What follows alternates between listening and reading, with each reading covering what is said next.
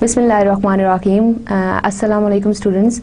Welcome to History of English Literature lecture number 2. Today we'll talk about different things regarding literature, and then the history of English literature plus the impact of the society on literature. So first of all, I would like to discuss the outline of the lecture with you people today. We will take a start with the literature in general. So I think in order to understand history or something which is usually people think that is complicated. So the thing which is basic, that is we should understand the concept of literature in general, that how do we take literature in our society. Second thing which is again very much important, that is the types of literature. We have two types of literature. One is applied and the other one is pure literature. So we will talk about applied and pure literature in detail as well. Third thing today would be literature communicates experience. So this is not something which is in the air. This is based on the embodied experience of human beings. That is why we say that literature is a lively thing, that is full of life. Fourth thing which we will discuss today, that is imagination and literature. So what is the role of imagination in literature, plus how imagination affects literature in the society. Then relation of literature to life. So these two concepts, relation of literature to life and literature communicates experience, both the concept, they are interlinked with each other. So we'll talk about these concepts in detail. Then another thing is literature and society, how society impacts literature. Like we will study different periods in the history of literature, and we'll discuss in detail like how those periods they have affected English literature with the passage of time and the changes which have been taken place in different centuries. Another thing that is the topic number 7 for today's discussion, that is literature and writer's personality. So for most of the people, and I think this is a very good thing, that literature is basically a reflection, a clear-cut reflection of writer's personality. Whatever we perceive, whatever we think or feel, we make it part of our writing. So that is very important thing. Then gradually, like after keeping in view literature in general, literature communicates experience, relation of literature to life and literature in society, and then the last thing would be literature and writer's personality. Then we'll go for English literature, and I'll give you a very brief introduction of English literature. And then the last topic for the discussion today would be a brief critical survey of English literature, and in that survey we'll talk about background and development of English literature from the earliest times up to the present age. So you, my dear students, here you can see that there is a transition from literature in general, and then we'll go to the history of English literature, and then the importance of the different phases in the history of English literature. So my dear students, I hope you'll enjoy this lecture, and I will try to make this lecture interesting for you. First of all,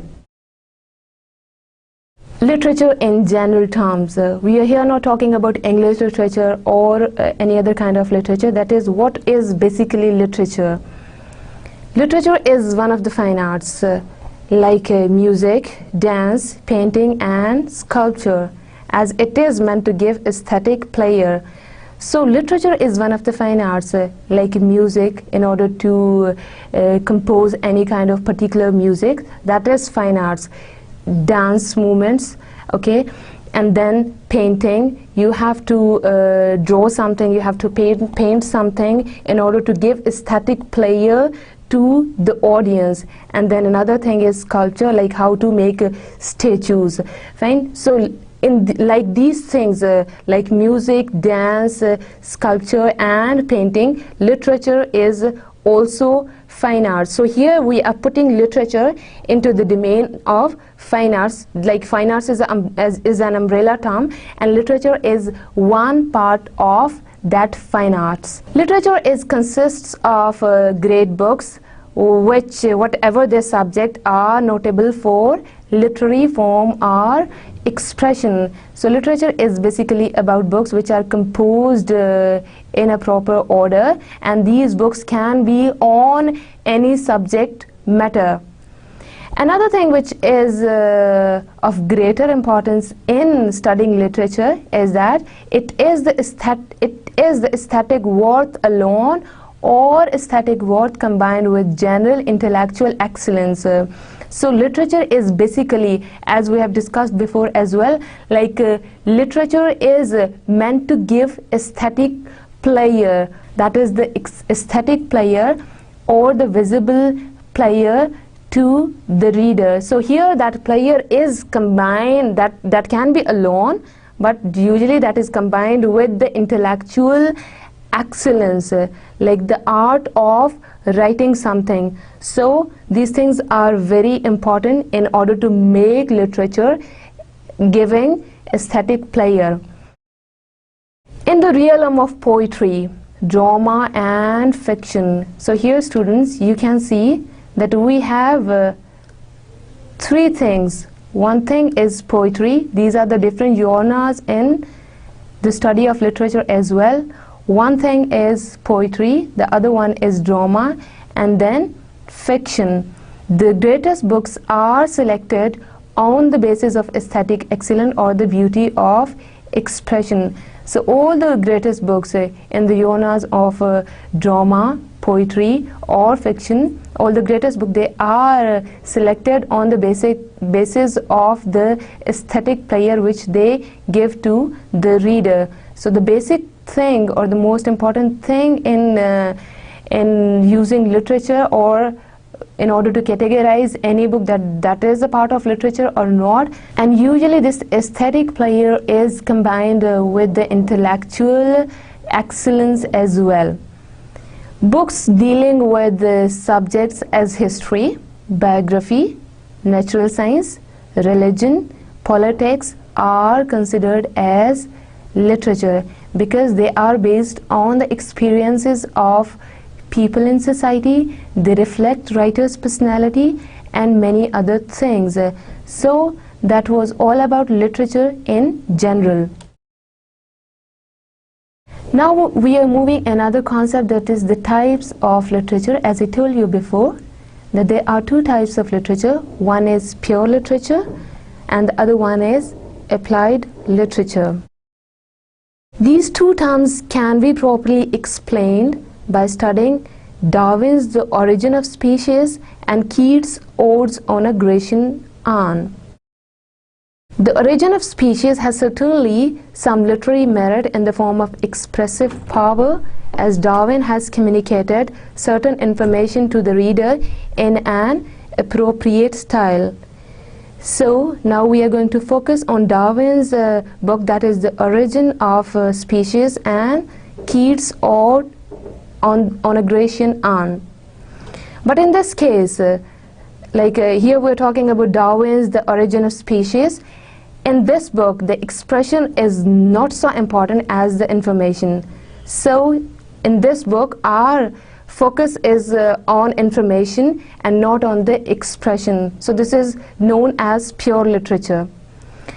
Darwin expressed himself for the purpose of putting his reader in possession of a certain body of information. So the basic purpose of writing this book was that to deliver the information, and the focus was not on the expression. That is why it is pure literature, and thus persuading them for the clarity of a certain line of argument. So he gives an argument and then he clarifies the argument without concentrating on the expression of something. Basically, it was to deliver the argument, it was to deliver your information in an effective way and not in any other way. Even if the expressions were clumsy the information nevertheless might be true and the argument reasonable.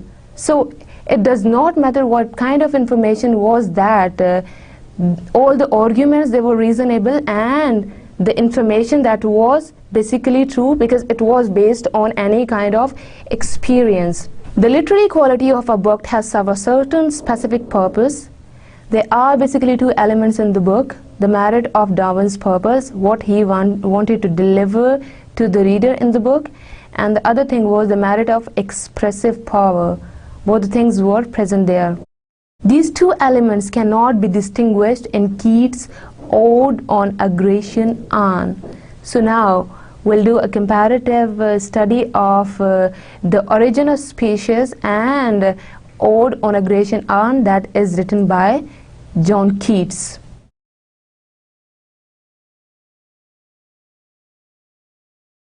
Ode on Aggression on gives us no information which may be true, or no argument which may or may not be cogent. In this case, the expression satisfies us simply by existing an expression and not as a means to an end. Here art does not take us beyond the domain of art. That is why this is called pure literature. So in this, basically we do not know either the information or any argument that is clear or not, that can be or that cannot be. Applied literature, another term, that is another type of literature as well. So we have to, in this kind of literature, we have to ignore the purpose of the writer in order to appreciate its literary value. So here basically we are ignoring the purpose of the writer, what type of personality he has, or the other factors which are involved in writing the literary kind of work. We have to appreciate his efforts and we have to encourage its literary value as well. The experience of the author has to be excluded or transformed into something pleasant in order to enjoy it. So basically, students, we use pure literature in order to know about something. We want to get the information and we use pure literature. When we try to enjoy something, like the prior reading, we read novels, we read different poems, so that is applied literature. So in applied literature, we usually ignore the writer. We do not take care of the writer's experience. We just put writer on one side and we enjoy the literature, or we transform into something. The experiences of the writer would be transformed into something pleasant. So here we use, again, the point is that we use pure literature in order to gain information, maximum information about something that is based on the reasonable argument. But applied literature is different from that one, because here we use it, we apply that literature in our daily lives. We transform the writer's experience. Basically, that depends upon the art of writing anything as well. Another point of the lecture today, that is literature communicates experience. So my dear students, what do you think? Literature can communicate or it cannot? If it can, then how? And if cannot, then why? Obviously, literature communicates experience because literature is life. This is about life. This is about human beings. This is about society. This is about different periods. So obviously literature communicates experience. So today I'll tell you how literature does it. The experience which lived in the author's mind must live again in the reader's mind. So this is communication. As you know, that communication is a two-way process. One is the sender and the other one is the receiver. So the reader, while reading any kind of book, he is basically the receiver, and the message the writer wants to deliver to the receiver, that is also very much important, and the writer is basically the sender of the message.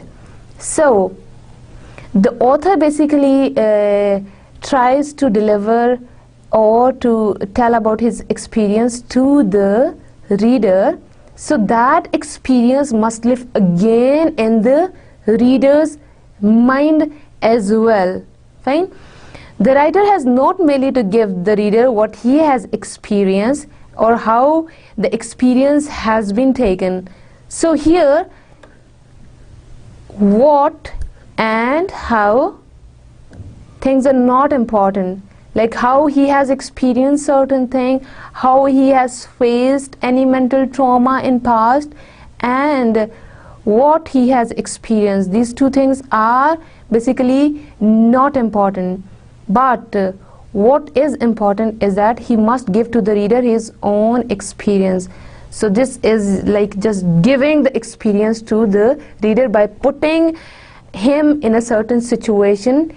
In that particular situation, the reader feels the essence of the literature by himself. So this is the thing which is very much important. That's the pure essence of literature as well. The experience, whole and entire, must be communicated to the reader.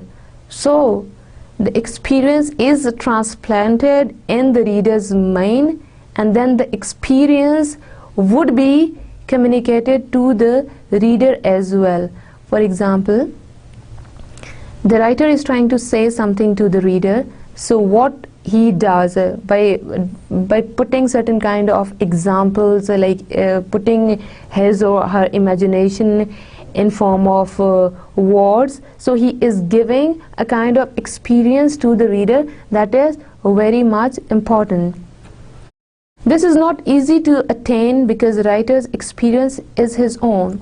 So there must be a confusion in your mind as well, my dear students, that the experience is that of the writer and not of the reader. So that is why writing any kind of book, composing any poetry book, writing any kind of novel, that is not an easy task. So here the confusion lies in the question that how a writer can deliver his or her experience to the reader, because that is his own experience. So usually we think that it is not possible, but this is possible. I'll tell you how. It is the very process of his own life, no doubt. It is in the possession of the writer, and by no possibility it can be shared by another person, but the writer can do so by the power of imagination. Here we are moving towards another point, that is the power of imagination. Like you imagine something, you put your imagination in your work, and then you hand over that work to the reader, and the reader feels your experience. That is why it is literature is art. His experience may be actual or a sort of daydreaming, but imagination can transform it into something as a whole to the reader. So it depends what kind of experience the writer had. That can be actual, that can be a daydreaming, or that is, in other words, we can say that is based on the pure imagination only. But the task of the writer is that to transform that experience into the reader's mind, that he feels the essence, he feels the happiness, he feels the sadness in that while writing that kind of work which he has composed. Now, previously we were talking about imagination and literature, that how a writer puts his imagination in the book, and then he tries to transform that imagination to the reader in form of experience. That is the embodied experience of the writer as well. But the problem lies how to give that experience to the reader. How to give your imagination to the reader, that is very important task. Now we are moving towards a very interesting thing, that is imagination and literature. Usually people think that literature is pure imagination. You live in fantasy, you dream about something, and you write down the things. So we can say that imagination is very much important in literature. The writer must arouse the same imagination in his reader and can control it in such a way that the reader may also imitate the experience. That the reader, what is imitation? That is copy. My dear students, please note down two things from these two lines. One is imagination and the other one is imitation, or imitate the experience. First of all, the writer must develop some kind of imagination in his reader and control it in such a manner that the reader may also imitate that experience. So the composition or controlling the imagination is very much important, my dear students. Why? Because if that control is not there, if you do not know how to control the psyche of the reader or how to put your experience in a proper way in a particular kind of work, definitely your readers cannot imitate you. Your readers cannot imitate the experience which you have experienced basically, or it's part of your imagination, your fantasy, or you dream about something. So that is very much important. This can be achieved by means of words which should act as a symbol of his experience. So again, this is very much important, that how can you achieve it, like how can you deliver your experience to the reader, how can you make your reader imitate certain kind of experience. That is basically the writer's experience himself. So my dear students, you must be thinking that the experience is that of the writer and not of the reader. So this is not an easy task to give your experience to the reader. Okay, this can be achieved by means of words which should act as symbol of his experience. So the words are the symbols which would put your experience into something which is very authentic, very impressive, and very interesting as well. Medium of language as his disposal is limited, where there is no limit to the possibility of the imaginative experience. So when you put something when you put your imagination in form of words in a book, so that is very limited, but there are no limits of the imagination. So how this is possible to put your imagination into the words in order to deliver it to the reader? So this is not at all an easy task. Writer's language must not only express his experience but also represent the same experience to the reader. So this is not just an expression of the experience of the writer only, that should also represent the same experience to the reader. So you have to provide a kind of situation to the reader where he or she can feel the true essence of your writing. The main purpose of reading something. So this cannot be done in form of language alone, because language is very much limited as compared to imagination. So a writer, a good writer, must not only express his experience but also represent the same experience to the reader. So representation of experience is also very much important. The kind of scenario he provides to the reader, that's also very much important, and that is not only the expression of his individual experience. So that is why literature has a universal element as well. Both the things go simultaneously. One thing is the expression of the experience, and the other thing is the representation of experience, which is very much important. If you want your reader to feel the true essence of your writing, then you have to represent your experience in a quite good way. Literature is all about life. Literature is not something which is only saved in the books. So this is based on life. So life and literature, they have a very strong relationship, my dear students. So these are the things which make literature very interesting, because this is about real life. This is about society. This is about human beings and their experiences. There is an intimate connection between literature and life. Life is the subject matter of literature. So in literature, we talk about life. We do not talk about about fantasy only. No doubt imagination is still there, but that is again about life, full of life. Life provides the raw material on which literature imposes an artistic form. So life is just a raw material, so you have to pick out, or you have to make it refine and to give it a proper shape in form of literature. So this is very much important thing, like life is just a raw material, and you have to identify the important aspects.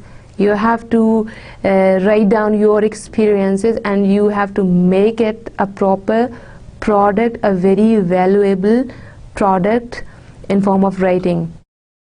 Literature is the communication of the writer's experience of life.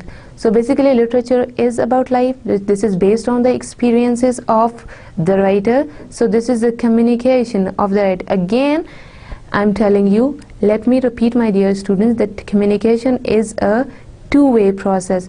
If we say that literature communicates experience, so that is a face-to-face communication with the experience. So there is somebody who is listening to you, and you are involved in the discussion with that person. So that is very much important. So in this way we take communication. Literature is the communication of the writer's experience of life. So it tells you the writer's experience about his or her personality, about the kind of tragedies which he has faced in his life, or the happiness or the things which he has in his life. So that is the true reflection of a writer's life and his experience of life. That experience, it depends. That experience can be positive, can be negative as well, like the bitter experience to the realities of life. So that would be a clear-cut reflection of that very bad experience in form of writing that is in front of you. So we cannot ignore a writer's personality here while reading literature. Connection between life and literature is not simple as it seems. So usually we think that literature is a reflection of life, but that connection, that is not as simple as it seems. This problem has been discussed by some of the greatest literary artists of the world, and their connection have been sometimes contradictory. Some of them are of the opinion that literature is not life. It doesn't have any kind of relation to life, and some are against them. They say the life and literature, they have a strong connection, a strong relationship. So we'll talk about those critics in detail as well.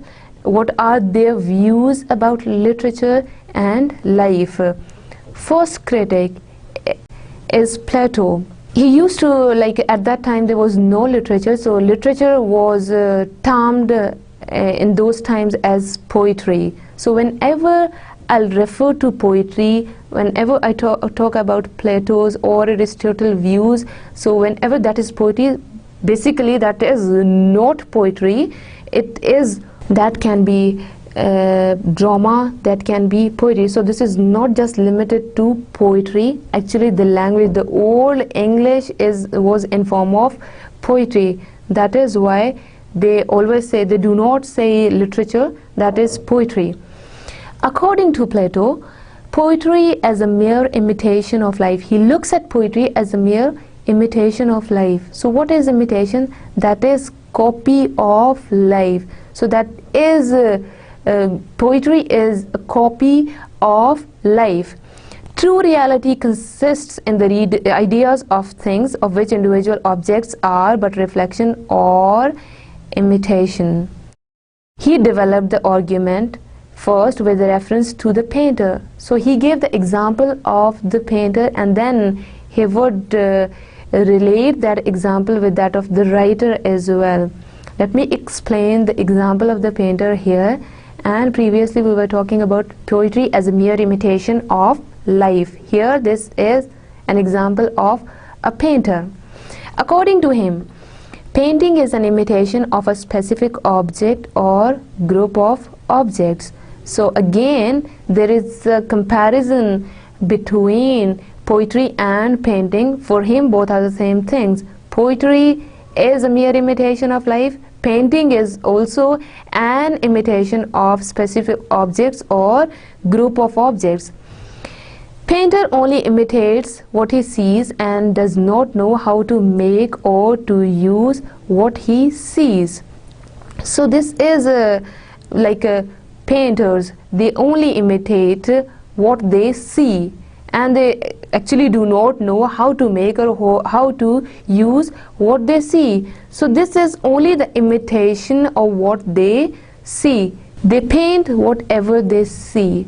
For example, if they want to paint a mountain or a flower, so basically they do not know how to make a real flower. Obviously they cannot make the mountains, so they just can paint it. That is why this is just an imitation, a copy of the mountains, a copy of the flowers and other things. For example, a painter can paint a bed but cannot make it. So painting is just an imitation. He or she just can paint the bed but do not know how to make a real bed. On the other hand, if we do a comparison of painting with poetry, he says that poet imitates reality without necessarily understanding it. So for him, poet imitates reality if they do or if they do not understand it. So there is no understanding, they just imitate the reality. Poetry or literature as a whole is an imitation of imitation and thus twice removed from truth. So basically he is trying to say that literature or poetry, they are not based on truth. That is only about the imitation of the imagination only, and that is twice removed from truth. So truth lies somewhere else in literature and poetry. Everything is based on lies according to Plato.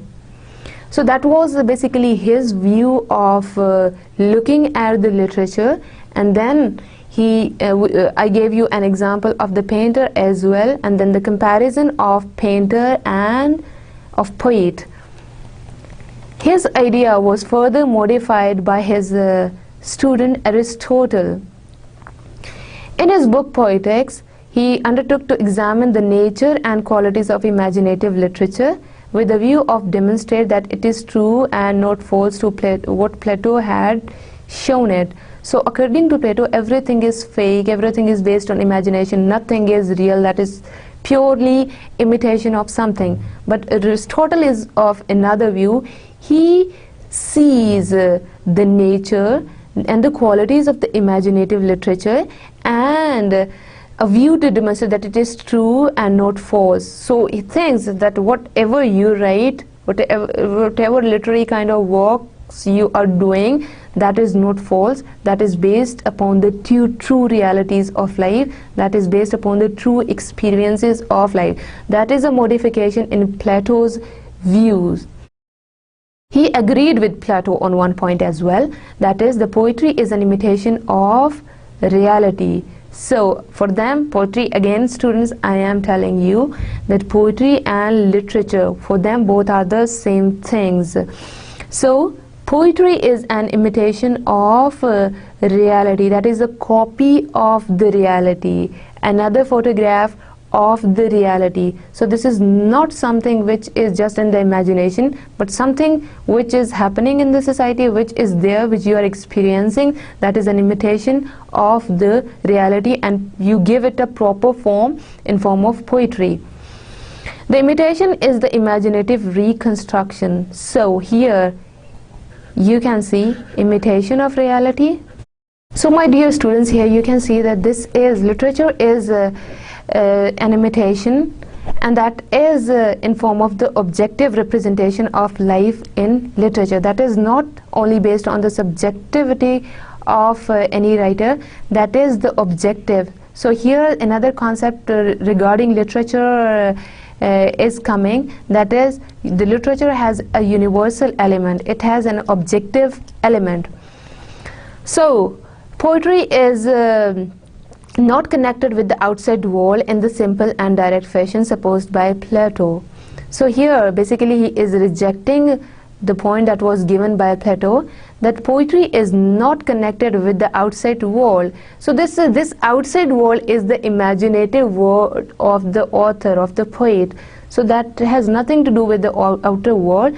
That is basically within the society, whatever you imitate and then you put it in form of poetry or any other kind of writing. The poet first derives an inspiration from the world by the power of his imagination. For example, my dear students, the poet imagined something. You know, the writers and the poets, they have a very good power of imagination. So they get an inspiration from the world by the power of their imagination. So they need to have that power of imagination in order to get an inspiration from the world. The art of poetry then imitates this imaginative inspiration in language. So this is the art of poetry, how you put your ideas, how you deliver your ideas in form of poetry. So that is about the imaginative inspiration in language. You need to have that kind of imagination in language as well, through which you can deliver your thoughts, your ideas, your feelings, and particularly your imagination to the readers in a quite good way. So this is very much important thing. So here we are talking about the imitation of reality plus imaginative reconstruction. So this is a reconstruction of something, like you are doing it again, and that is an imitation as well. And then you need to have that kind of imaginative, inspirational language as well, in order to impress the reader, in order to catch their attentions and to involve them in your discussion and to deliver your experience to the reader. That is very much important thing. Literature shapes certain kind of imaginative impulse, so it is in the hands of the literature to shape certain kinds of imaginative impulse as well. So through language, through different poetic devices, through other literary devices, you can formulate the imagination of the reader as well, and this would give rise to their imagination, and they can imagine about the things which are here in the society and which are not there, but those are part of the writer's imagination. It is not just possible to imagine life exactly as it is. So this is not possible. If you have something, you have, so you cannot imagine it. Definitely there is no use of imagination if you possess certain thing. The exciting thing is to imagine life as it might be, as you wish to be. So this imagination is about your wishes, about way of achieving the things which you want to have in your life. You can imagine about those things. Imagination becomes an impulse capable of inspiring poetry.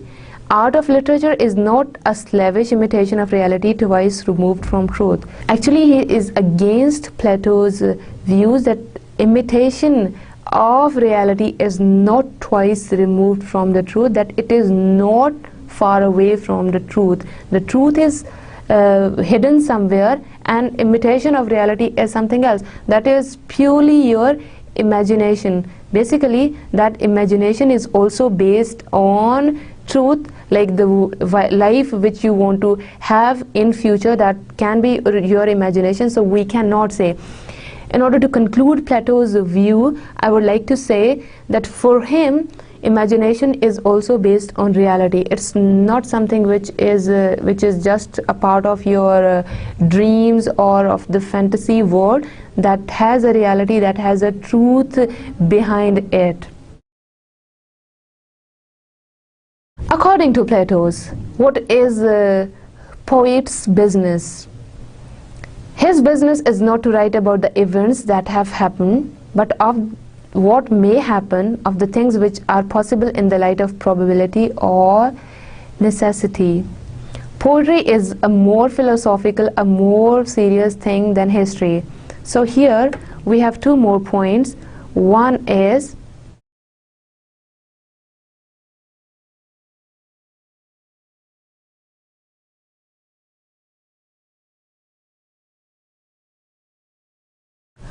that poetry, again, that is literature according to Plato and Aristotle. Like, poetry is more philosophical, a more serious thing than history. Usually this is an assumption that history is the biography of the society and literature is the autobiography of any society. So in that way, literature is more philosophical. It is a more serious thing than history. So usually we think that history is just a chronological sequence of different books which are written about any particular kind of topic.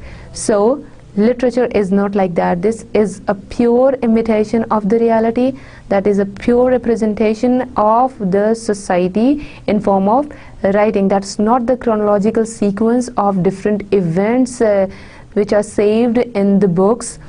So it's not like that.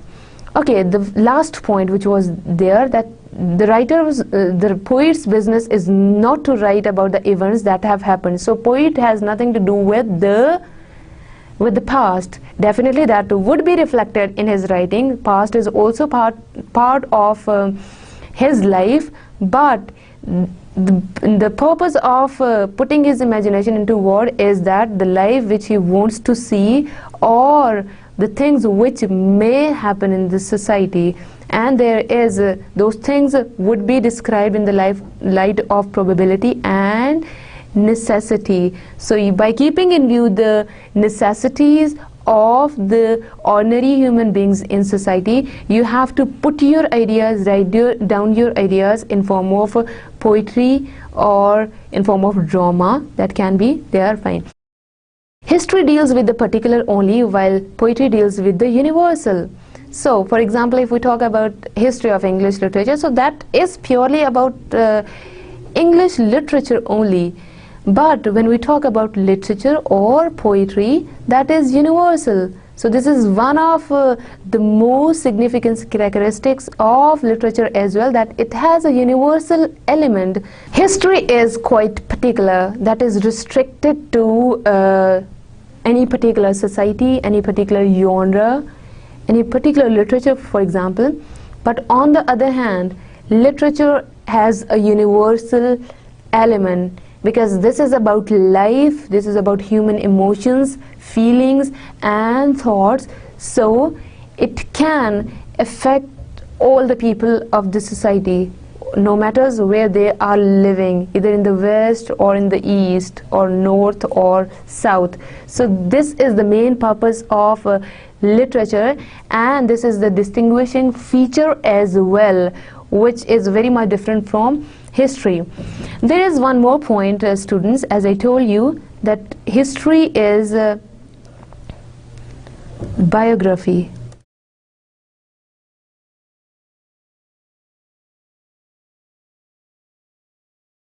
On the other hand, if we look at literature, that is the autobiography. Okay, my dear students, as I told you before, that history is the biography of any society, while literature is the autobiography of that society. How can you differentiate between biography and autobiography? My dear students, do you know the difference between biography and autobiography? Yes? Okay, no. So I'll tell you, don't worry. Basically, biography is a thing that is written by somebody else. For example, a biography of Shakespeare, definitely that is not written by Shakespeare himself, that would be written by somebody else. Autobiography, that is written by the person himself, the writer himself, so that is the autobiography. So how will you relate the concept of history with literature, that one is the biography and the other one is the autobiography? Biography is history that is written by somebody else in order to give the chronological or the year by year description of any event of any society of any particular occasion. So that is history. When we say that is what is autobiography, that is written by the same person. So that is written by the society itself. That is why we call it literature. So literature is a clear depiction of the society itself. That is not something which is written by any other society. So a book of history can be written by any person who is not part of that society and is living in any other part there. But literature is a clear-cut depiction of the society itself. That is why it is known as the autobiography of the society. So again come to the point that history deals with the particular only, while poetry deals with the universal. So it is here we differentiate between literature and history as well. Literature is having the universal element, while history has the particular element only. That is about any particular event, any society, like the individuals of any particular society. That's all. But the poetry or the literature has a universal element that is accepted worldwide. So in order to make your literature perfect and well known everywhere, there must be an element of universality in your writing. We are again on the same point, that is relation of literature to life. Another view, that is of Dryden. He pointed out that imaginative literature gives us that is given by Dryden. He pointed out that imaginative literature gives us a just and lively image of human nature by representing its passions and humors. So this is just a lively image of the nature. This is known as imaginative literature, and that is based upon the passions and the humors of human nature as well. So that is his point of view. Dr. Johnson says, when we talk about literature and life, he says that poets, he says 1, 2, 3, 4, 5. He says that poet holds up a mirror to nature. Nothing can please many and please long, but just representation of general nature. So this literature is about general nature. That is why it is accepted by many people in the society, and it has a long-lasting effect as well, because of we can relate it to the previous concept that was given by another critic, that was by Aristotle. It needs to have, literature has to have, the element of universality in it. So if something is not universal, so it cannot please too many people in the society, and it cannot please for a longer period of time. So this is very much necessary to make your literature universal. The kind of language which you use, the kind of expressions and your thinking, that must be universally accepted everywhere, no matter in which part of the world, and it has to deal with the moods of the people as well. In this way, people would read your writing for pleasure purposes, for information purposes as well, in order to know about the societies. So this is lively literature as well. The way to please the greatest number over the longest time period, which is the duty of imaginative literature. So this is the duty of the imaginative literature, to please too many people, plus to be there in any particular society for a longer period of time. So my dear students, these are the two purposes of the imaginative literature as well, that you have to, it should be accepted everywhere, and it should be accepted by many people, and however it should be there to please people for a longer period of time. So these are the two purposes of imaginative literature as well. The poet must know the manners and customs of men of all times and condition. So my dear students, you would be thinking that how this is possible to know about the manners and the custom of men of all times and conditions, because you cannot assume the future. What would happen after 100 years? What will happen the next day? We cannot think about it. That is why the poets or the writers, they have the imaginative power to impress people. They know, like in their imagination, they think about the customs, they think about the future generations, what would happen them, and in this way their literature, their writings would be universal everywhere, and they would be accepted even after centuries, because they follow this kind of pattern there. He should be able to penetrate to the common humanity underlying there. So that is about the common humanity. You do not talk about any particular kind of or class of society in the literature. It should attack, it should target the common humanity. In this way, everybody in the society, they would understand your literature in a quite good way. That is basically Johnson's view. Walter Pater's view about literature and life, that is, just as in proportion as the writer's aim, consciously or unconsciously, comes to be the transcribing, not of the word, not of the mere fact, but his sense of it. He becomes an artist. So again, we can see the first point, that literature is fine arts, it's a part of fine arts. So the writer becomes an artist here, his work fine arts and good art in proportion to the truth of his presentment of this sense. So in order to be a good writer, there must be an element of universality, as we have discussed before, and then the transcription of reality. So this is not something else, this is the transcription. Whatever you see, whatever you feel while living in the society, you write down the things about that. So this is an imitation of reality. So if you imitate the things, if you have the sense to penetrate the things, so in this way the writer would become an artist and his work would become fine arts. Okay, so basically everything, whatever he is writing, that is based on truth.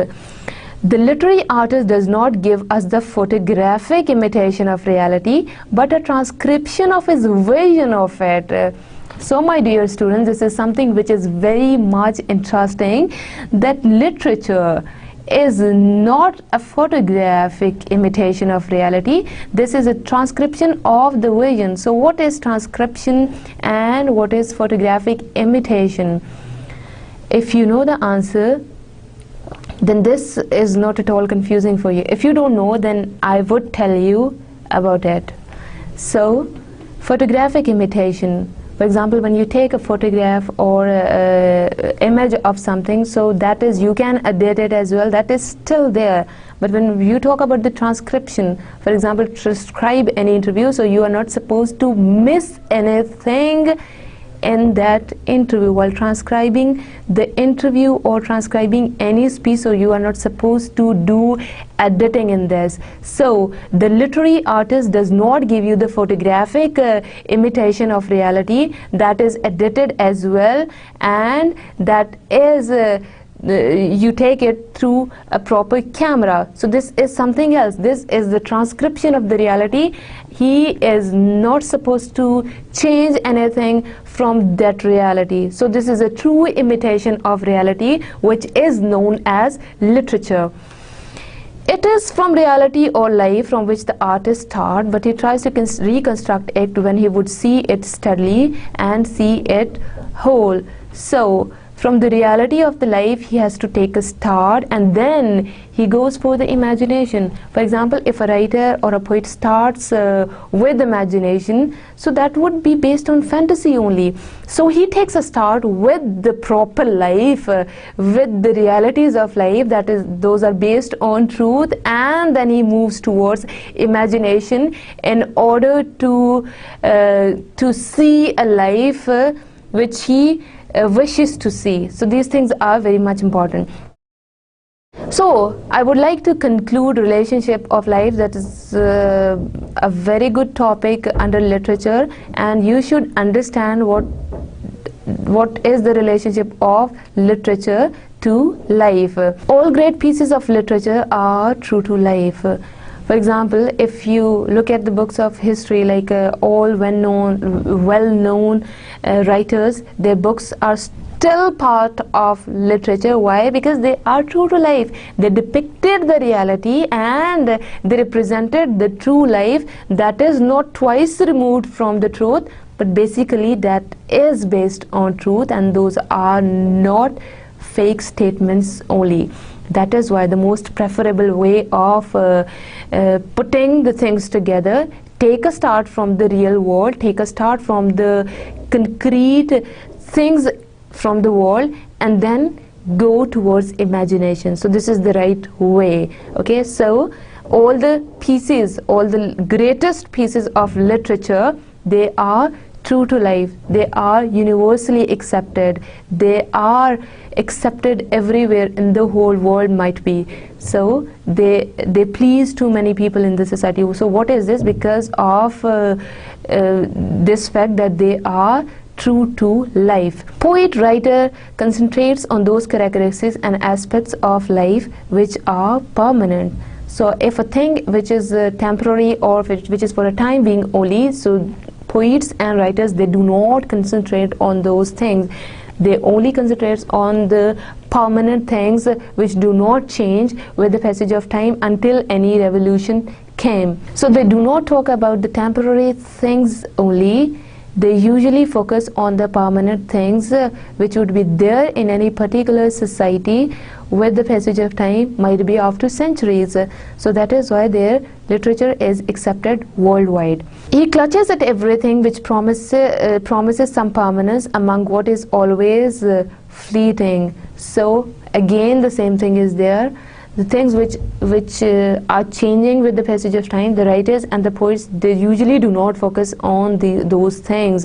In this way, their works would be remembered even after centuries. That is why he gives us a picture of reality which is more characteristics of life than anything which we discover by our own day-to-day life observation. So they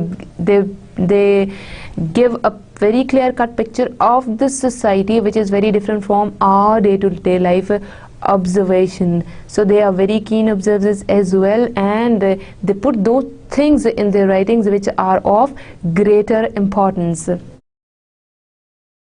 Another point of discussion today, that is literature and society. Literature is intimately related to society because this is about life, this is about human beings, this is about culture, this is about writers' personality. So these things are part of society. So literature is intimately based on society. Viewed as a whole, a body of literature is part of the entire culture of the people. So basically, the main body of the literature that is about the entire culture of the people. So your culture is reflected through literature. If we talk about any particular civilization, so how can you see that civilization? Definitely that's not possible to go in that particular kind of country to check their civilization over there. That is saved in the books of history, that is there in the literature. So you can get to know about any particular kind of civilization through literature. The qualities of literature are dependent upon the people of that society. So whatever kind of people you have in society, literature would be based on the mentality, on the lifestyle of those people. So you cannot, again we are referring to the same concept of literature as biography. So it depends upon your people, your individual, what kind of people you have in the society, so that literature is about them. So it is dependent upon the people of any particular society. Its themes and problems emerge from group activities and group situations. So basically, whenever we talk about any particular kind of theme or problem that is in any kind of work, so that their focus is usually on the group activities and the group situations. They usually target a group of people. Its significance lies in the extent to which it expresses and enriches the totality of culture. It is an integral part of entire culture, tied by a tissue of connection with every other element in the culture. So this is an integral part of entire culture. So whatever kind of culture you have, how can you see the culture of any particular country? That would be saved in literature books, so you can see it, you can check it. So this is a true reflection of society, that is known as literature. Society influences literature in many ways, and the connection of literature with society are integral. So this is a connection between society and culture. So society that basically influences literature in too many ways. In fact, the range of social influences on literature is as broad as the entire range of operative social forces. The prevailing system of social organization, including the class structure, the economic system, the political organization, and the deeply rooted situations, the dominant ideas, the characteristic emotional tone, the sense of past, and the pattern of contemporary realities. So in these, through all these ways, through your economical, through your political, through your social system, your society influences the literature. So all the things would be obvious by reading any particular kind of literature, what kind of society that writer had even 2, 3, 5 centuries ago. So that is very much important. Society, it is usually assumed that society and culture, they have a very complex relationship. How? It seems very awkward, don't you think, students, that society and literature, they are part and parcel for each other. So why the relationship is very complex? So I'll clarify the concept for you people. It is very difficult to determine which element of society has exerted what influence on literature. So that is basically very much difficult to determine, that which element of the society has influenced the literature. So determining the influence, that is very much complex. We cannot therefore afford to isolate a single element in society, whether economic or ideological, and assign to it as a casual role in the final determination of literature. So again, your literature is dependent upon economical and ideological factors as well. The whole of the social process, including material, conceptual, emotional, and institutional elements, may be regarded as containing the potential influence determining the direction and character of literature of a period. In each period in the history of nation, a certain social situation is brought into the area of operative influence, which is different for any other social situation. So that is why their relationship is quite complex. Why? Because anything which is happening in a particular society, that might not be part of any other society. So when we take the universality element of literature here, so this is a very complex thing. So this is very much difficult for a writer to assume the things which are happening in other cultures as well. That is why society and culture, they have a very complex relationship. The writer of that period selects those elements of the social situation which have managed to produce an impact on him. So the writer of that very particular period, he combines or he selects only those elements of all those social situations which have managed to produce an impact on him.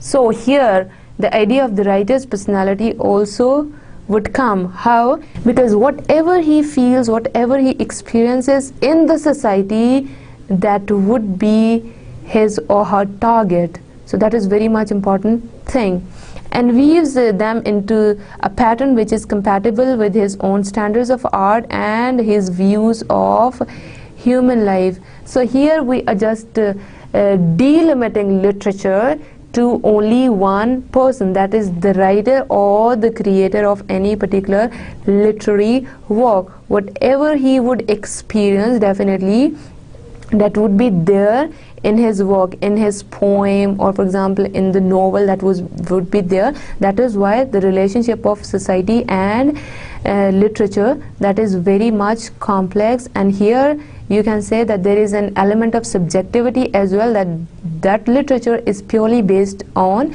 writer's own experience. A very fine example of the effects of social condition on the literature of the periods is provided by the literature of Shakespeare's time. The thing that strikes every reader today is the difference between the vivid Elizabethan drama, which is its better example, stands still as nobly as its first day, speaking directly to us. So Shakespearean tragedies, for example, they are still part of literature. Why?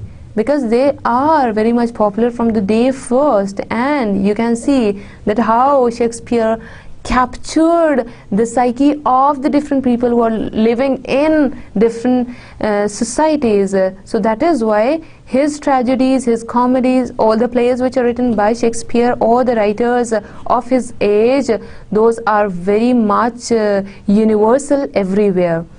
The poetic literature of the narrative literature of the same time seems to us centuries older. So if we compare the poetic and the narrative literature of that time, so this seems to us quite older, because it lives in the world of ideas that no longer has anything in common with our own. So there is no similarity of the ideas and the thoughts of that particular age with our thoughts and ideas today. So there is lack of similarity. That is why we think that that literature is very old.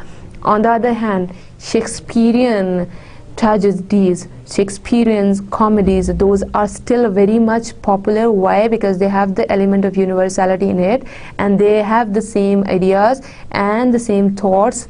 Still we are following those ideas and those thoughts which were depicted by Shakespeare long ago. So that is why his literature is still very popular even after centuries. The main factor is that the determining sociological factors differ in two cases. Pure literature was dominating. So here another concept, that is the sociological factors. What kind of society you have or the writer has when he or she is writing something. So that is purely based upon the writer's perception of the reality and the way he or she puts the information in form of words in any particular kind of literary work. So that is very much important. That is why pure literature, because in pure literature our focus is not on the expression of the writer, basically that is on the information. So that is why of that time, the literature of that time was not. Okay, now comes another point, that is the writer's personality. So how literature reflects one's personality. Every work of literature is intimately connected with the personality of the author who produces it. So that is basically the reflection of writer's personality. There is always a subjective element in any kind of writing. The writer is still there. There is always a man behind a book who is the producer of the book. Obviously this is something which is obvious, there is always a man behind the book, and the judging of the quality of literature becomes vital to us if we try to think to the author not as a mysterious disembodied force, but rather as a man who wrote to satisfy need and to resolve difficulties which are common to us. So here we are not supposed to take writer as a mysterious human being who is far away from the embodied experience which he is discussing. The writer is still there. There is subjectivity plus objectivity is also there. So we cannot ignore writer while reading any kind of literature. So that is very much important. Literature is a product of men and women who wrote it out of their lives. So literature is a true depiction of the experiences, of the ideas and of the thoughts of the writer. So in a nutshell, we can say that we cannot ignore writer's personality while reading any kind of literature. Expressing the view that every book is a reflection of the personality of the author, Matthew Arnold wrote, "What is really precious and inspiring in all that we got from literature except the sense of an immediate contact with genius itself? Objects could never be described except for the purpose of describing the feeling which they arouse in us, for language ought to represent at the same moment the thing and the author, the subject and the thought. Everything that we say ought to be dyed with us. The process is a long one, but it immortalizes us. For language is formed to convey not the object alone, but likewise the character, mood and intentions of the person who is representing them." So in this quotation, too many things are very much important. For example, the character, the mood and intentions of the person who is basically producing that writing. So that is very much important. So Matthew Arnold is also of the view that we cannot ignore the writer while reading any kind of thing, because that is a clear depiction of his character plus the mood and the intentions as well. So by keeping in view these things, the character of the writer, his moods and intentions, we should read any kind of thing. And on the other hand, we cannot ignore the society as well, and then the influence of society on a writer's personality. What Matthew Arnold, Goethe and Plato have expressed may be called the personal or subjective view of literature, because they all are of the view that we cannot ignore the writer's personality. Maybe that is a subjective view of literature, which lays emphasis on the personal factor in all literature, but there are some critics who hold the opposite view, the impersonal or objective view about literature. Some of the critics, they say that literature has an objective element, so we cannot keep in view the writer's personality, because it would make the writing very subjective. So there must be an element of objectivity in literature in order to make it universal. The personality of the author should have nothing to do with his writing. The author, who, like Shakespeare, expresses the personality of others in greater than the one, like Byron, who projects his own personality in his writing. So definitely they are of the view, the other critics, they are of the view that we have to put a writer on one side, and the writer, they also, all the writers, they also have to be objective in order to write any kind of thing, because that is not restricted to one individual only. So they just ignore the writer's personality when talking about literature. Flaubert, the greatest champion of this view, wrote in one of his letters that there are two kinds of poets. My dear students, according to Flaubert, there are two kinds of poets: the greatest, the rare ones, the true masters, sum up humanity. They are not preoccupied with themselves or their own passions. So they look at the people in their society. They are not self-centered people only. So that is why they are the greatest, and on the other hand, they are the rare ones as well. They put their personality, they put their self on one side, and then they become very objective when they write something. They put their own personality into the background in order to absorb themselves in the personalities of others. They produce the universe. In order to make their literature universal, they put their personality on one side and they look at the other realities of life as well. So according to Flaubert, there are very great people, and they are very rare ones as well, who put their personalities on one corner of the table, and they write about the objective things, objective realities of life.